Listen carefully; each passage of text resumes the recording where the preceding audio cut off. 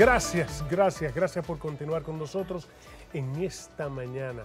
Es un privilegio poder hacerles compañía, juntos hacer esta complicidad de comunicación para estar bien informados, para recibir informaciones, orientaciones de nuestros entrevistados. Qué bueno que podemos estar juntos. Es el tiempo de ver las efemérides para este día en la República Dominicana. Veamos. En 1431, en Rouen, Francia, los ingleses queman vivo a la joven francesa Juana de Arco, acusándola de herejía. En 1906, se inaugura el túnel del Simplon en los Alpes, lo que facilita la comunicación entre Italia y Suiza. En 1913, al firmar un tratado de paz en Londres, finaliza la Primera Guerra Balcánica. En 1922, en Washington, Estados Unidos, se inaugura el monumento a Lincoln. En 1925, en Estados Unidos, el ingeniero Dick Drew patentó la cinta adhesiva, más conocida como cinta Scotch o Scotch Tape. En 1961, fue ajusticiado el presidente Rafael Leónidas Trujillo, dictador durante 31 años en nuestro país.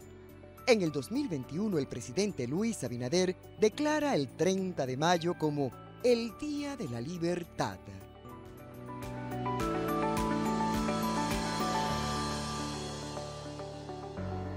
Ahí compartíamos nuestras efemérides con nuestra compañera Laura Guzmán Sirí, que esa voz tan dulce, bueno, pues nos acompaña también en muchos de los reportajes que tenemos en esta mañana. Ya desde bien temprano, pues estamos hablando de que hoy pues se celebra un aniversario más de Vida de la Libertad, como se le conoce también al 30 de mayo, de ese, bueno, pues bendito 30 de mayo de 1961. Y bueno, pues como medio de comunicación y también como programa, quisimos atraer la fecha, hablar con historiadores, conocer un poco más de nuestra historia, es necesario, y por eso tenemos a José Alexander Pichardo, quien es historiador y que, bueno, pues vamos a hablar de la dictadura de Trujillo y de esos 31 años que estuvo en el poder. Muy buenos días. Muy buenos días, gracias por la invitación. Fíjense, cuando hablamos de Trujillo, yo siempre me gusta decir qué hizo que Trujillo llegara al poder. Porque uno de los puntos aquí es, la gente ve 1930, el golpe cívico-militar que encabezó Estrella Ureña, Rafael Estrella Ureña, y yo siempre he dicho que la llegada de Trujillo al poder hay que buscarla en 1908. 1908, y muchos me preguntan, ¿te sorprende? Casi 30 en 1908, Trujillo contaba con ¿qué? Con 15 años, 17 años. Se modifica la Constitución. Cáceres modifica la Constitución, Ramón Cáceres. Y los periodos presidenciales, en vez de 4 años, él lo lleva a 6 años. Lo lleva a 6 años. En mitad de su periodo, el 19 de noviembre de 1911, ahí en Vivian, él es asesinado por Luis Tejera, hijo del historiador Dagoberto Tejera. Muy bueno. ¿Qué pasa ahí? Como se lleva 6 años, viene entonces con la muerte de Báez, viene la inestabilidad política y llega la intervención norteamericana. Cuando ellos salen, se dan elecciones en el 24. Pero ¿cuándo se modifica la Constitución? Después que Vázquez es electo presidente. Hemos escuchado que Vázquez se extendió el periodo a 6 años, pero no han explicado el por qué se extendió el periodo a 6 años. Simplemente él se extendió el periodo a 6 años y nadie puede venir, Abinader no puede venir ahora y decirle, yo me voy a extender el periodo a 6 años, la Constitución es clara, son 4. Son 4. Pero ¿qué dicen los auricos de él en el 27, señor presidente?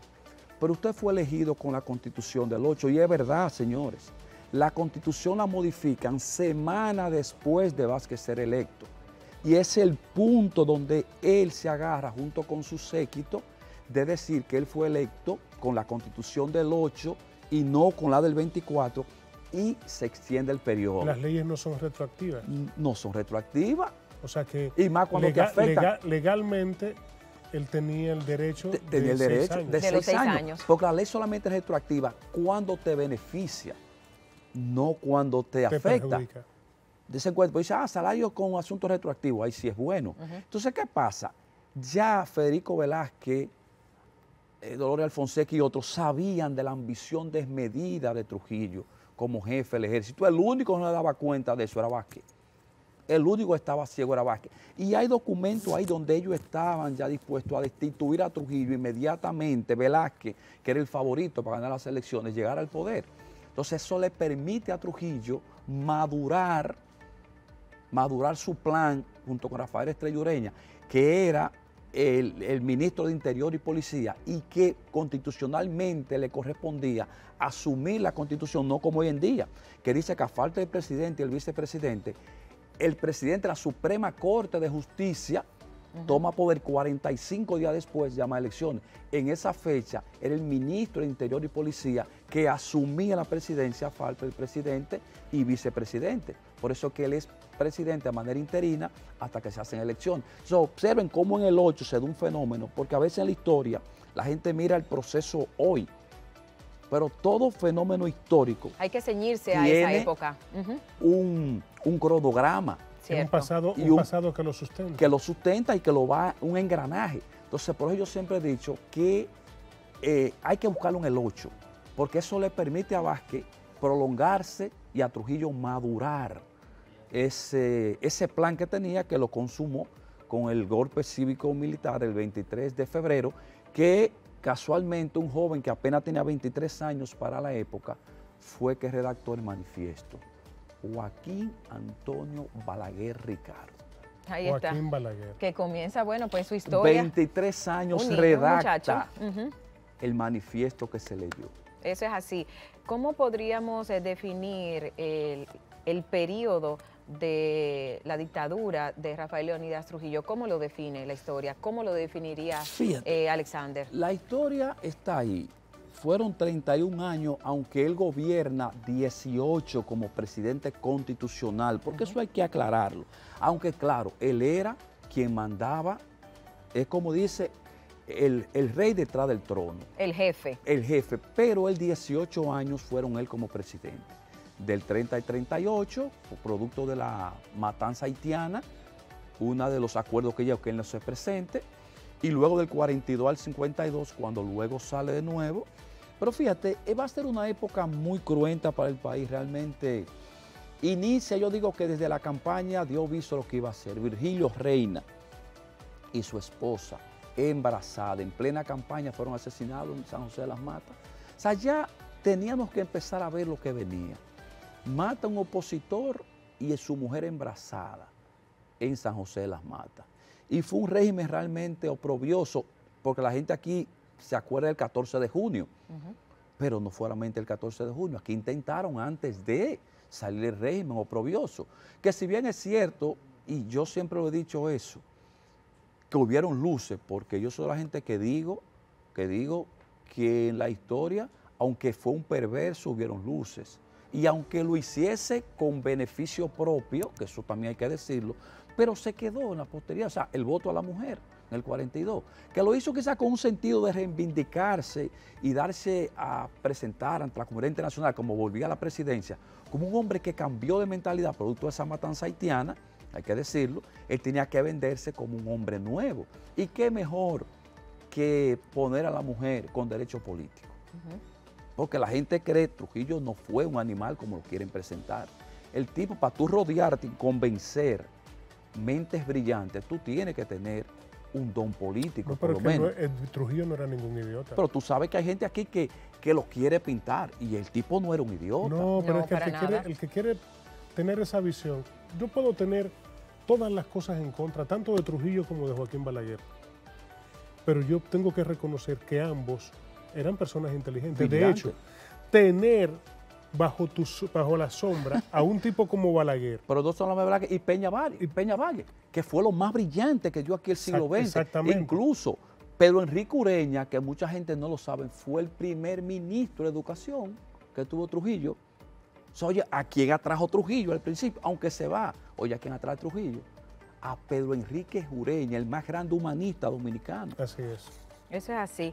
Hablemos, Alexander, de de la historia, ya, bueno, pues hace un repaso bastante condensado de esos 31 años en donde tuvo sus luces y sus sombras. Es básicamente pues el mensaje que das sobre la figura de Rafael Leónidas Trujillo. Luces como organizar el país si se quiere. El Estado moderno, fíjate, incluso estamos en televisión hoy en día. Canal 4. Antes Voz del Yuna. 4 de agosto de 1952 se inauguró donde estamos hoy. Incluso que había un rebú aquí en Bonao. Y señores, no se puede ser tan mezquino. Porque el padre de la televisión dominicana, se quiera o no se quiera, se llama José Arismendi Trujillo Molina alias Petán. Ya que usted me quiera poner que la televisión digital, lo que usted quiera, pero la televisión viene aquí 4 de agosto de 1952 y cuando se hizo el Museo del Voz del Yuna, había un rebú porque nadie quería reconocer a Petán. Yo le decía, señor, pero ¿qué vamos a hacer? No vamos a pecar de ignorante ante la prensa internacional porque nos van a poner a nosotros como trogloditas, independientemente de lo que haya sido esa familia. Nosotros, bueno, este canal, el Canal 4, es la estructura más importante como canal que tiene el país. Sí. Y no hay una estructura como esta para ningún canal de televisión.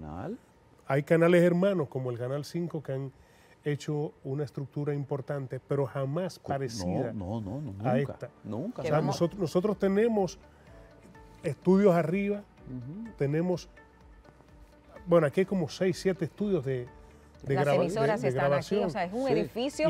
El primer edificio que albergó varias estaciones de radio juntas fue aquí. Totalmente de acuerdo, y que vamos arribando a nuestro 70 aniversario. Sí. Hablemos de ese momentum, el ajusticiamiento, un 30 de mayo de 1961, muchos hombres, muchas lumbreras, pues decidieron, hasta aquí llegó, o sea, la gota que derramó el vaso. Hablemos de ese último año y también de esas figuras que hoy por hoy, bueno, pues se retumban en nuestra historia. ¿Quiénes fueron esos rostros y esos hombres que decidieron hoy va a ser el día? ¿Y qué significó, sumo, para escucharle a redondear, luego de el ajusticiamiento de Trujillo?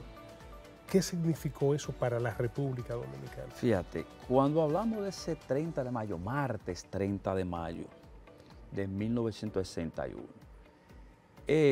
esos jóvenes que tenían razones o no razones, porque tenemos que hablar de Antonio de la Maza, que el 6 de enero del 57, Octavio, su hermano, fue ahorcado, porque tenemos que saber que muchos de ellos hay un sentimiento de venganza, eso hay que decirlo, porque Antonio, su hermano Octavio, con Gerard Murphy, secuestraron a Galinda en el 56.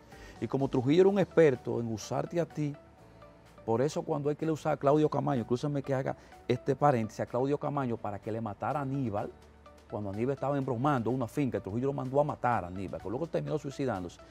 Cuando Claudio Camaño está atareado porque sabe que si mata a Aníbal, luego van a venir a matarlo a él. Fue donde Julián, de la mamá, dígale a ese hombre que salga de ahí, que se mande. Entonces Trujillo te mandaba a hacer algo a ti cuando era muy complejo, iba eliminando cabos sueltos. O sea, ahí le matan al hermano. Iber tenía a Segundo preso.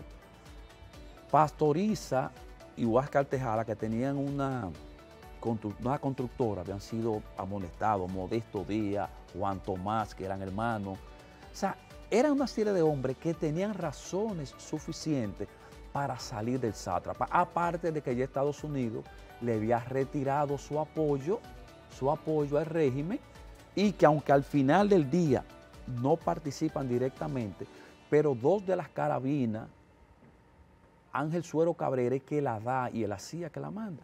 Entonces esos jóvenes, lamentablemente, yo digo, que se inmolaron, pero sacando a Inver Barrera y a Miama Tío, que fueron los únicos que vivieron luego, y Inver Barrera porque vivió muchos años y tuvo la oportunidad de defender su legado, la gran mayoría han sido olvidados. Simplemente tú haces una encuesta, ustedes que son periodistas, y va y le dice, ¿quién fue Roberto Pastoriza? La mayoría de juventud dominicana no sabe decirte. ¿Quién fue Pedro Livio Cedeño? Estamos hablando de calles centrales. ¿Quién fue Huáscar Tejada? ¿Quién fue Salvador Estrella Sadalac? La principal avenida de Santiago tiene su nombre. Juan Tomás Díaz, Modesto Díaz. Y cada uno de ellos, tú preguntas hoy en día, y no se sabe. Tunti Cáceres. Entonces esa persona planificaron, y gracias a Amado García, el teniente Amado García, que era parte de la escolta presidencial, es que del aviso. Fíjense que Trujillo no viaja martes. Trujillo viajaba miércoles siempre. Pero hay un cambio de plan y Trujillo decide viajar ese martes, y por eso es que es tan apresurado el proceso. Y tuvo tanto a cortapisa. Y por eso sí. tuve que se descubre tan rápido, porque estaba todo planificado para el miércoles. Y llaman en hora de la tarde, el jefe se va hoy. Y por eso que tuve que lo hacen a la carrera. Y Pupo Román, que era jefe de las Fuerzas Armadas, que era el hombre clave, que decía, sí, yo llamo y tomo la presidencia de la República cuando me enseñen el cadáver. ¿Y qué hace el señor Pupo? Cuando ellos matan, que estaba este muchacho, Espaillat, Navajita, que estaba en un restaurante llamado El Pony, que estaba cerca, él escuchó los tiros y hay que dar la voz de alarma. Se escuché tiros por donde pasa el jefe. Y ahí es que el CIN, que acuérdense que Trujillo ya tenía más de 2 semanas que había quitado su escolta. Y él decía, si yo no puedo andar libre en este país, yo dejo de andar. Y andaba solo con Zacarías. Que hay que decir algo, señores, murió peleando. Porque dice Zacarías que él se iba a devolver y que daba tiempo a devolverse. Y que el jefe le dice, marica, párese a pelear. Entonces Trujillo muere en ese punto. Cuando llaman a Pupo, Pupo no apareció, señores, por ningún lado. Pupo se perdió.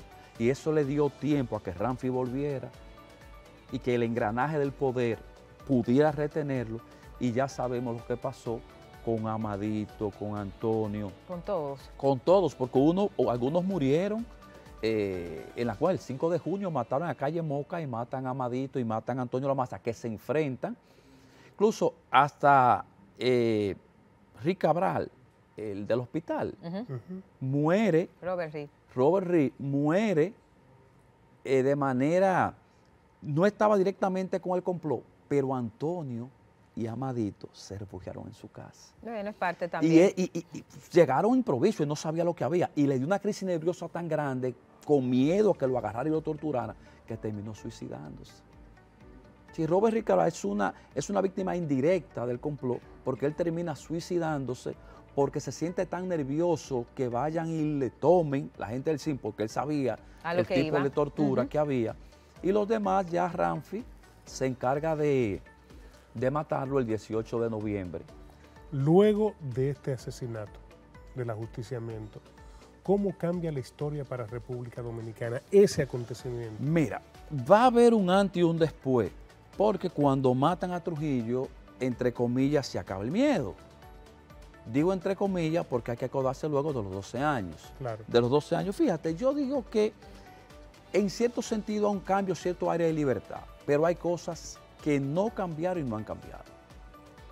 Como este don de mando cuando se llega a un puesto, de avasallar, de entender que es el jefe, que es el manda más. Yo creo que ese punto, pero sí hoy podemos hablar, podemos estar aquí, que son cosas que se conquistaron. De hecho, hasta el excelentísimo no se ha quitado. No se ha quitado. Eso es Trujillito. La foto del presidente en todas las oficinas públicas. No, el presidente mandó quitar eso, gracias a Dios. Bueno. Desde el día 1. Desde el día 1. Sí. Cero, pongan la foto de su familia. Exactamente. Qué bueno, porque es un asunto del trujillismo. Y aquí todavía hay muchísimas cosas que son del trujillismo.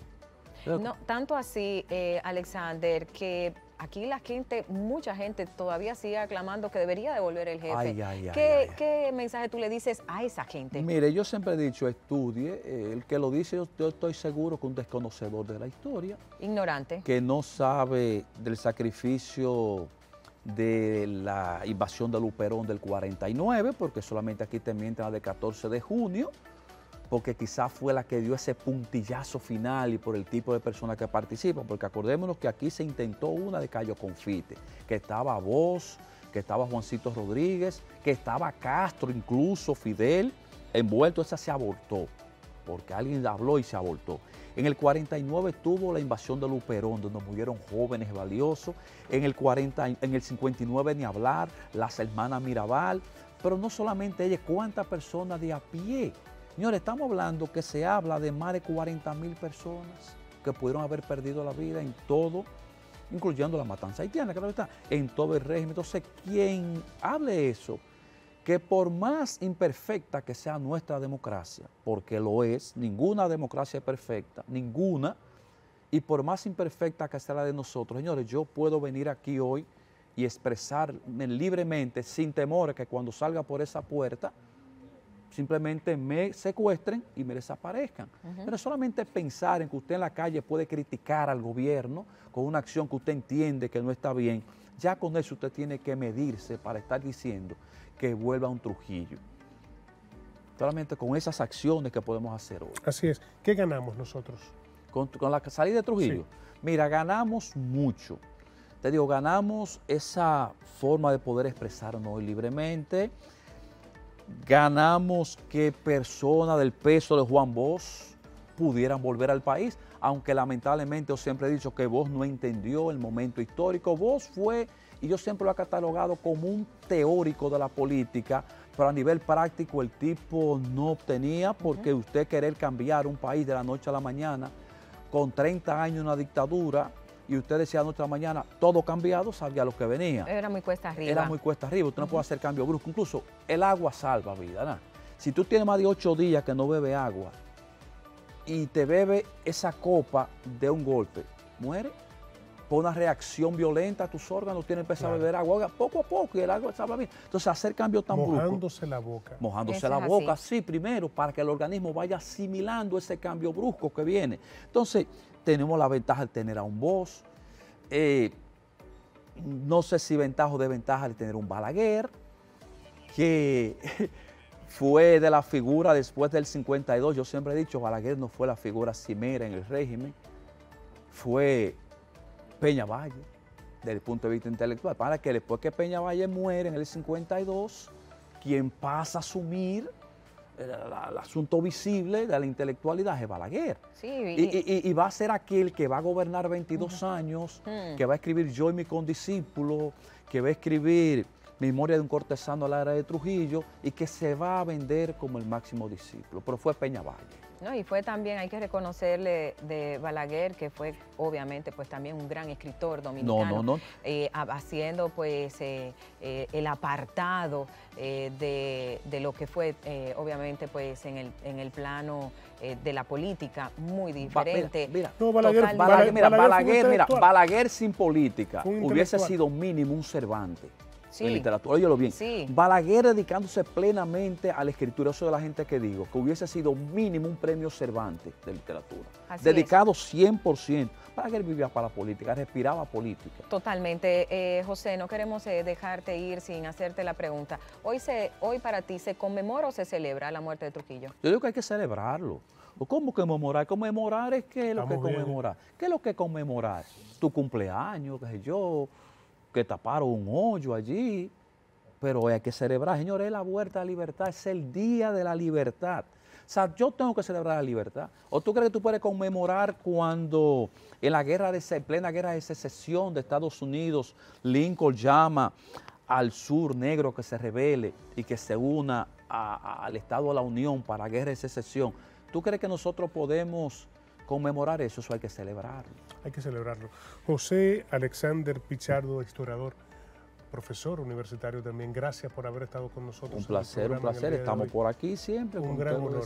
Gracias por arrojarnos luz con relación a todo lo que hoy celebramos. Celebramos, esa es la palabra. Todo lo que hoy celebramos con el ajusticiamiento de Rafael Leonidas Trujillo Molina. Un día, alias Chapita. Alias Chapita. Que decía Chapita tenía problemas. Así es. Así es. Gracias, muy, muy amable. Y conmemoramos la muerte de los que ajusticiaron al tirano, porque eso sí es sentido. Mientras tanto, nuestra libertad, bueno, pues se jugó un 30 de mayo y hoy, 61 años después, pues República Dominicana tiene pues aires de libertad y de democracia sobre todo. Así que, José Alexander, muchísimas gracias por estar con nosotros y bueno, pues parte también también de nuestra historia. Conózcala, búsquela. La verdad es que es necesario para usted crecer como ser humano y sobre todo para conocer los contextos históricos de nuestra nación, de nuestra República Dominicana. Aquella nación que no recuerda su pasado, no lo tiene presente, Está condenado a obligada repetir. repetirlo. Y eso es lo que